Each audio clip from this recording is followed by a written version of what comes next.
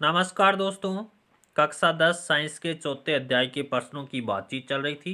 अगला प्रश्न है, प्रोपीन का संरचना सूत्र दीजिए एवं इलेक्ट्रॉन बिंदु संरचना बनाइए।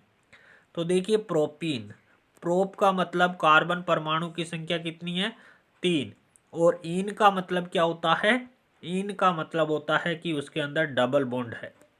तो देखिए, इसका संरचना सूत्र हो जाता है C3H6।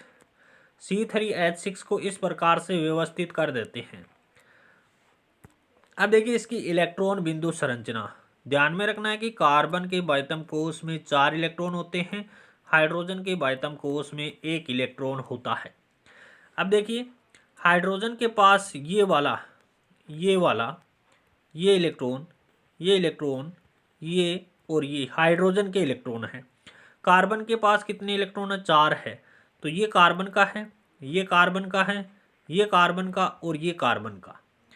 इसके बाद में देखिए, ये कार्बन का और ये भी कार्बन के हैं, और ये कार्बन का इलेक्ट्रॉन है। अब ये क्या करेंगे?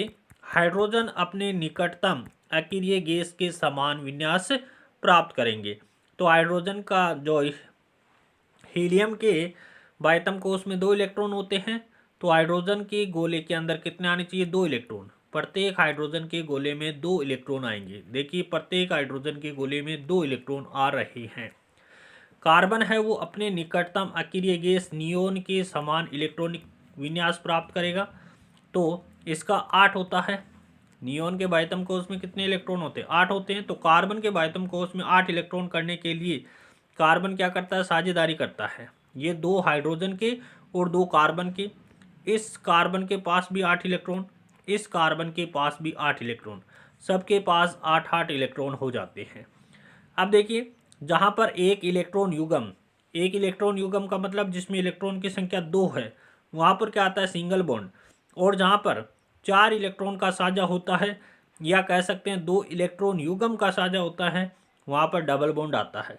तो देखिए, यहाँ पर 2 इलेक्ट्रॉन युग्म का साझा हो रहा है, कह सकते हैं कि 4 इलेक्ट्रॉनों की साझेदारी हो रही है। इस कारण से यहाँ पर क्या आया है? डबल बॉन्ड आया है। बाकी सब जगह देखिए 2 इलेक्ट्रॉनों का साझेदारी हो रही है, तो सिंगल बॉन्ड आता है। तो ये क्या हो गई? प्रोपीन की संरचना सूत्र और इलेक्ट्रॉन बिंदु संरचना हो गई।